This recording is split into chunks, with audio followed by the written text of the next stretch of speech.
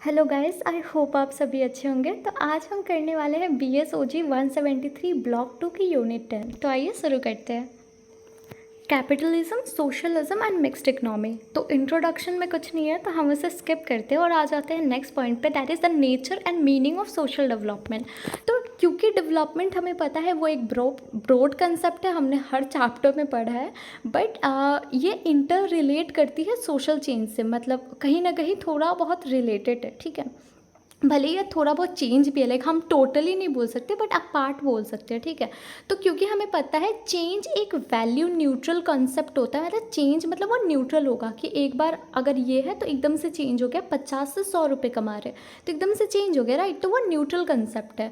Virus अगर हम development की बात करें तो वो वैल्यू लेडन कंसेप्ट है, उसमें चेंजेस आते रहते हैं और उसका कंसेप्ट बहुत सारे होते हैं, हमें अलग अलग चीज़ों को देखना पड़ता है, तो हम एक पर्सपेक्टिव से नहीं देख सकते डेवलपमेंट को। ठीक है, दूसरी चीज़ अगर हम बात करें ना तो इसका जो डिस्टिंक्शन होती है ना, अगर हम इकोनॉमिक और सोशोलॉजिकल नेशंस की भी देखें, जो हमारा नेशंस नहीं, नोशंस। ठीक है, तो ये दोनों में भी काफ़ी डिफरेंस होता है। अगर हम सोशल डेवलपमेंट की बात करते हैं तो हमारा ओवरऑल ट्रांसफॉर्मेशन का फोकस होता है इंडिविजुअल और सोसाइटी पे। ठीक है, जिसके थ्रू हम हर पर्सन को, ताकि वो अपना moral, social, physical and material wellbeing को अचीव कर सके बिना किसी प्रॉब्लम के। ठीक है, एंड अगर इकोनॉमिक की बात करें तो ओब्वियसली आपको पता है कि इकोनॉमिकल अगर हम बात करते हैं तो that is related to money कहीं ना कहीं। ठीक है, देन जो कंट्रीज़ होती है ना, जो प्रोड्यूस नहीं कर पाती है सफिशेंट गुड, मतलब जितना प्रोड्यूस करना चाहिए उतनी गुड्स अगर वो प्रोड्यूस नहीं कर पा रही है, वो मीट नहीं कर पा रही है रिक्वायरमेंट अपने लोगों की,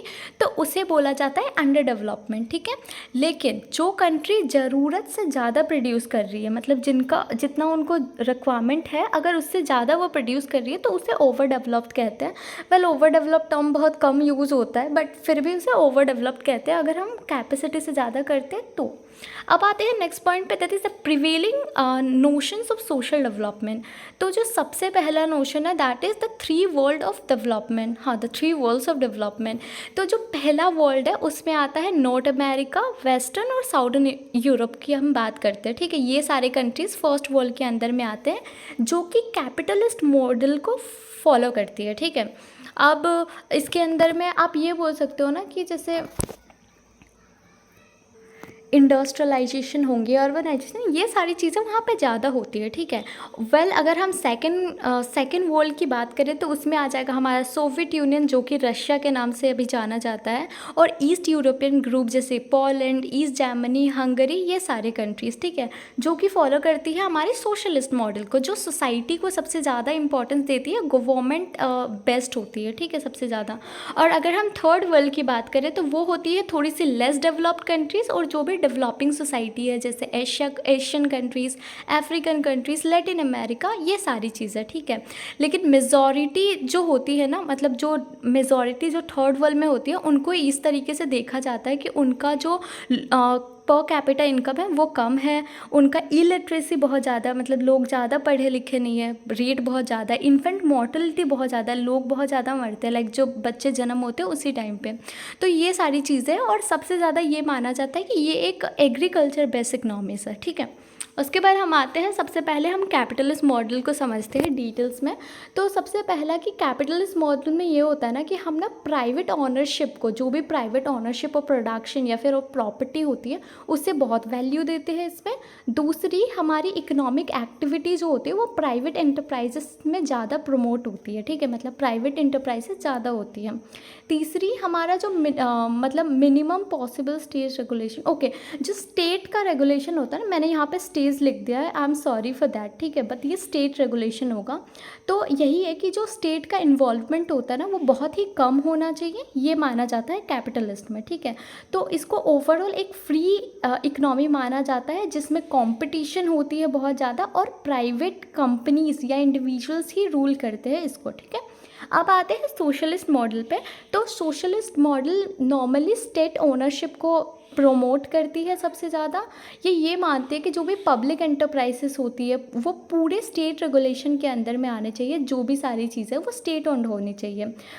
ओके, जो भी इकोनॉमिक एक्टिविटीज़ हैं। I mean then historical events की अगर हम बात करें ना, मतलब पुराने टाइम से अगर इस मॉडल की बात करें तो इसको इनकरेक्ट बताया जाता है कहीं ना कहीं, क्योंकि आपने देखा होगा सोवियत यूनियन का डिसेंट्रलाइजेशन हुआ था, जिसके में वो सारा टूट गया था ना, अलग अलग कंट्री में, अलग अलग मतलब हिस्सों में, ठीक है। तो इसलिए इन चीज़ों को कहीं ना कहीं ये माना जाता है कि जो सोशलिस्ट मॉडल है वो लंबे समय तक सर्वाइव नहीं कर सकती है, अगर हम हिस्ट्री की देखें तो जो सोशलिस्ट मॉडल है अभी के टाइम पे हम देखें तो वो इक्वल स्ट्रेस देती है दोनों रिसोर्स जनरेशन पे भी और इनकम डिस्ट्रीब्यूशन पे भी, मतलब इक्वली होनी चाहिए कि रिसोर्स जो जनरेट कर रहे हैं वो भी इक्वल है और डिस्ट्रीब्यूशन ऑफ इनकम भी इक्वल है कहीं ना कहीं, ठीक है। ये कहीं ना कहीं वो ये इसलिए करते हैं ताकि वो ज़्यादा से ज़्यादा सोशल जस्टिस प्रोवाइड कर सके अपने लोगों को। ओके, अब आते हैं development of the third world कह सकते हैं। तो यहाँ पे इकोनॉमिकली एंड टेक्नोलॉजिकली अगर हम देखें तो ये कहीं ना कहीं अंडर डेवलप्ड होते हैं थोड़ा as compare to first world second world जो भी है। तो ये है, ठीक है। और दूसरी चीज़ कि इनका ना जो सोशल प्लानिंग है ये एक की एलिमेंट है इनके लिए, इनके डेवलपमेंट प्रोसेस में, कि बहुत इंपॉर्टेंट रोल होता है सोशल का भी, कि सोशल डेवलपमेंट होनी चाहिए। इनका प्लान जो है वो सिर्फ ये नहीं होता कि इकोनॉमिक कंसर्न्स रेज करनी है, बल्कि इनका फोकस ये भी होता है कि हमें पॉवर्टी एलिमिनेट करनी है, मतलब पॉवर्टी हटानी है ओब्वियसली, एंड देन हम किस तरीके से नेशन बिल्डिंग कर सकते हैं, ठीक है, एक बेटर नेशन की तरह उभर के आ सकते हैं। ओके, तो ये था तीनों। एंड देन अब आते हैं अप्रोचेस टू सोशल डेवलपमेंट के ऊपर। तो ये डिटरमाइंड होती है दो क्राइटेरिया पे। सबसे पहला क्राइटेरिया है सेंट्रलाइजेशन वर्सेस डिसेंट्रलाइजेशन, ठीक है। ओके, इसका मतलब है कि सेंट्रलाइजेशन में ये होगा कि एक पावर होगी, एक अथॉरिटी होगी जहाँ पे वो सेंट्रलाइज कर रही है, एंड डिसेंट्रलाइजेशन में नॉर्मली होता है ना पावर का डिस्ट्रीब्यूशन होता है लोकल लेवल पे भी, लाइक हमारे यहाँ है ना पहले prime minister, then MLS MPs, ये सारे, देन लोकल पंचायत जो विलेज पंचायत होती है, ये सारी चीज़ें, तो ये डिसेंट्रलाइजेशन में आ जाता है, ठीक है। देन दूसरी पॉइंट ये है कि यूनिट ऑफ डेवलपमेंट पे भी हम फोकस करते हैं, जहाँ पे हम इंडिविजुअल, ग्रुप और विलेज इन सारे के डेवलपमेंट की बात कर रहे होते हैं, ठीक है। अब हमारा 5 अप्रोचेस है इसके लिए। मैंने यहाँ पे नोट्स में ना एक्चुअली पूरा लिखा नहीं है, बिकॉज आप जानते हो टाइम बहुत कम है, मुझे सारे चैप्टर कंप्लीट करने पड़ेंगे, आई गेस हो भी नहीं पाएगा पूरा, I am really sorry for this, but मैं आपको एक्सप्लेन कर दूँगी, हालांकि नोट्स नहीं दे पाऊँगी, बिकॉज मैं आपको एक्सप्लेन तो कर सकती हूँ बट नोट्स बनाने में टाइम लग जाएंगे, तो we are really sorry for this. तो मैं आपको एक्सप्लेन कर देती हूँ ये पॉइंट्स, हालांकि नोट्स में नहीं लिखा बट मैं आपको बुक से एक्सप्लेन कर देती हूँ, ठीक है। तो जो 5 अप्रोचेस हैं वो ऐसे है कि पहला डेवलपमेंट फ्रॉम द टॉप। अब डेवलपमेंट फ्रॉम द टॉप का मतलब हमें शब्दों से भी समझ आ जाता है, जो टॉपिक है उसके अकॉर्डिंग, ये कि हम फोकस कर रहे होते हैं कि ऊपर से जो पावर अबाव लाई करती है, जैसे प्राइम मिनिस्टर, प्रेसिडेंट, वो सारी चीज़ें तो वहाँ से आती है। जो भी हमारे प्लान्स बनते हैं, जो पॉलिसीज़ बनती हैं, वो उनके बेसिस पे बनते हैं। जो मिनिस्टर्स या फिर जो भी हाई ऑफिशियल्स होते हैं ना, जो कैपिटली जो वहाँ पे बैठे हुए एज अ लीडर, वो बनाते हैं बिना रूरल पीपल या फिर बिना लोकल लोगों के रियलाइजेशन के कि उनकी प्रॉब्लम्स क्या है, ठीक है। तो ये काम करती है नॉर्मली कि जो पावरफुल लोग हैं वो बनाते हैं बिना कुछ चीज़ों को समझे या फिर इनकी क्या बोलते हैं उसे, ज़रूरतों को ध्यान में रखे हुए, ठीक है। देन ये ओवरऑल पॉइंट इसमें ना यही है, तो मैं आपको डिटेल्स में नहीं एक्सप्लेन कर रही हूँ बिकॉज ओब्वियसली टाइम की कमी है यार हमारे पास। आपने पहले बताया होता तो शायद हो जाता, लेट पता चला मुझे। खैर, उसके बाद डेवलपमेंट फ्रॉम द बॉटम, ठीक है। तो इसमें ना हम फोकस कर रहे होते हैं कि हम किस तरीके से लोअर लेवल जो लोग हैं, ठीक है, जो लोकल पीपल है, उनके थ्रू, चाहे वो इनडायरेक्ट उनका पार्टिसिपेशन हो या फिर डायरेक्टली हो। इनडायरेक्ट इन द सेंस कि लाइक होता है ना कि हर एक particular group, I mean group नहीं बोलूँगी, हर एक पर्टिकुलर विलेज का या फिर दिस उसका एक रिप्रेजेंटेटिव होता है, तो वो रिप्रेजेंटेटिव उनको रिप्रेजेंट करता है पूरे लेजिस्लेटिव बॉडी में या फिर वहाँ जाके देन पॉलिसीज़ निकलती है। तो कहीं ना कहीं इन्वॉल्वमेंट होता है लोकल लोगों का। तो डेवलपमेंट फ्रॉम द बॉटम में यही चीज़ें बताई गई कि हम लोकल लोगों की इंटरेस्ट के अकॉर्डिंग कुछ भी चीज़ें बनाते हैं, ऐसे ही नहीं बनाते, ठीक है। अब आते हैं सेक्टरल डेवलपमेंट पे। तो अगर हम पहले भी हमने पढ़ा हुआ है है, बट अगर हम देखें सेक्टरल डेवलपमेंट का मतलब ये होता है ना कि जैसे कि आप जब पर्टिकुलर एक सेक्टर या एक कम्युनिटी के लिए जब स्कीम्स बनाते हो ना, लाइक एग्रीकल्चर हो सकता है, इंडस्ट्रियल हो सकता है, एजुकेशन हो सकता है, किसी भी टाइप का, ठीक है, अलग अलग सेक्टर के लिए जब आप बना रहे होते हो तो that is called sectoral development. इसमें ये चीज़ें फोकस की जाती है कि हम किस तरीके से हर सेक्टर को डेवलप कर सकें। लाइक एजुकेशन सेक्टर को अलग डेवलपमेंट की ज़रूरत होगी, राइट, हेल्थ इंफ्रास्ट्रक्चर को अलग रिक्वायरमेंट होगी, एग्रीकल्चर में अलग रिक्वायरमेंट होगी, तो हर जगह की ना एक अलग रिक्वायरमेंट होती है। तो इसमें ना हम कई सारे फंड्स भी अरेंज करते हैं, ओब्वियसली हम अलग अलग कंट्रीज़ से हेल्प लेते हैं ताकि हम किस तरीके से टेक्नोलॉजिकल एजुकेशन को इम्प्रूव कर सके, फंड्स इकट्ठा कर सके ताकि हेवी इंडस्ट्रीज़ वगैरह जो कि टेक्सटाइल की हो, स्टील की हो, सीमेंट की हो, ये सारे ज़्यादा से ज़्यादा बना सके, ठीक है। तो ये चीज़ें थी। एंड देन नेक्स्ट आती है हमारा एरिया डेवलपमेंट। तो एरिया डेवलपमेंट मतलब आपको पता होगा हर रीजन डेवलप तो नहीं होता ना, कुछ रीजन डेवलप्ड होती है, कुछ नहीं होती है। अब कुछ ना होने के पीछे भी कई सारे रीजंस हैं, जैसे कि हो सकता है उनका रोड, रेलवे, ये सारी चीज़ें सही ना हो, वहाँ पे इलेक्ट्रिसिटी ना पहुँच रहा हो, या फिर ये भी हो सकता है फ्लड्स एंड ड्राउट का काफ़ी प्रॉब्लम हो, बिकॉज हमें पता है इंडिया के कई जगह में फ्लड्स की प्रॉब्लम हो जाती है, कई बार ड्राउट की प्रॉब्लम हो जाती है कि सूखा पड़ जाता है। तो ये सारी चीज़ें होती है, इसकी वजह से भी तो हम इस अप्रोच के थ्रू ये काम करते हैं कि हम किस तरीके से इनको भी बेनिफिट पहुँचा सकें, ठीक है। देन नेक्स्ट आते हैं टारगेट ग्रुप डेवलपमेंट पे। तो टारगेट ग्रुप डेवलपमेंट ये फोकस करता है कि किस तरीके एक पर्टिकुलर कैटेगरी ऑफ पीपल जो होती है, चाहे वो स्मॉल फार्मर्स की बात कर ले, वुमेन डेवलपमेंट, या फिर जो भी फार्म लेबर्स है, या फिर मेनली हम जानते हैं जहाँ तक ST SC वालों के लिए काफ़ी सारी स्कीम्स आते हैं ना, आपको पता होगा स्मॉल फार्मर डेवलपमेंट एजेंसीज है, एंड काफ़ी सारे सीट्स वगैरह रिजर्व्ड होते हैं इवन पार्लियामेंट में, स्कूल्स में, कॉलेजेस में, गवर्नमेंट जॉब्स में, ये सारी जगह पे है ना। तो इसे बोलते हैं टारगेट ग्रुप डेवलपमेंट कि किस तरीके से जो लो लेवल के लोग हैं या फिर जो कर नहीं पा रहे, खुद से पॉसिबल नहीं है उनके लिए करना, माइनॉरिटी वर्ग के लोग हैं, उनको हेल्प करने के लिए अलग अलग पॉलिसी लाई जाती है ताकि उनका डेवलपमेंट कर सके, ठीक है। तो ओवरऑल ये था इसमें। अब आते हैं नेक्स्ट पॉइंट पे, that is Indian experience of development after independence, ठीक है। तो इसमें आ जाता है सबसे पहले पॉइंट पे, that is socialist part and mixed economy. अब हमें क्योंकि पता है कि इंडिया इकोनॉमिक्स इंडिपेंडेंस के बाद हमने मिक्स इकनॉमी को सबसे ज़्यादा इंपॉर्टेंस दी थी, राइट, और ज़्यादातर इंपॉर्टेंस सोशलिस्ट मॉडल को भी था, बट सबसे ज़्यादा मिक्स था। मतलब हमने ना ही फुल्ली सोशलिस्ट अडॉप्ट किया था, ना ही फुल्ली कैपिटलिस्ट, हमने दोनों को अडॉप्ट किया था कि थोड़ा स्टेट ऑन्ड भी होगा और थोड़ा प्राइवेट ऑन्ड भी होगा, मतलब इंडिविजुअल ऑन्ड भी, ठीक है।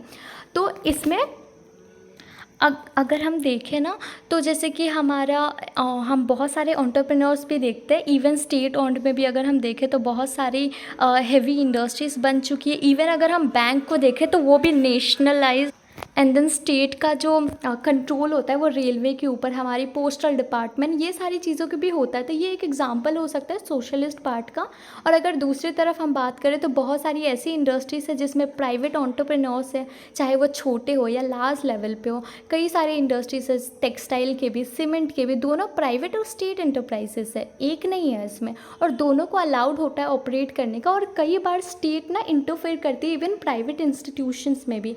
ऐसा नहीं है रिस्ट्रिक्शन की अगर कोई इंडिविजुअल ओन्ड है तो वहाँ पे स्टेट इंटरफेयर नहीं कर सकते। अगर कुछ प्रॉब्लम होता है या किसी भी चीज़ का कंसर्न आता है तो वो वहाँ पे भी इंटरफेयर करती है आइडर। तो this is called socialist part and mix economy. अब आते हैं सेक्टरल डेवलपमेंट की। हमने इससे पहले वाले में भी पढ़ा था, आई थिंक मुझे दोबारा क्लियरली बताने की ज़रूरत नहीं है, बट ओवरऑल ये कि अलग अलग सेक्टर की डेवलपमेंट की हम बात कर रहे होते हैं यहाँ।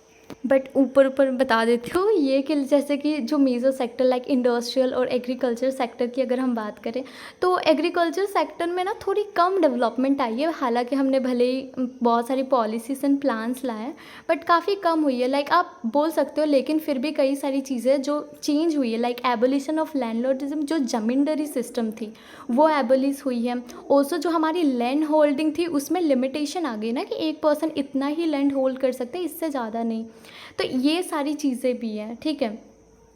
ऑल्सो हमारा सेक्टरल डेवलपमेंट अगर हम बात करें तो जो ग्रीन एंड वाइट रेवोल्यूशन है, ग्रीन रेवोल्यूशन का आपको पता होगा आई गेस, कि जो कैश क्रॉप्स की अगर हम बात करते हैं, जो डेयरी प्रोडक्ट्स होती है वो, मतलब डेयरी प्रोडक्ट्स ग्रीन में नहीं वाइट में आएगा, ठीक है। तो ये सारी चीज़ों में भी इम्प्रूवमेंट आई है, चाहे अलग अलग स्टेट्स में, लाइक पंजाब, हरियाणा, तमिलनाडु, गुजरात, महाराष्ट्र, ये सारी चीज़ें, ठीक है।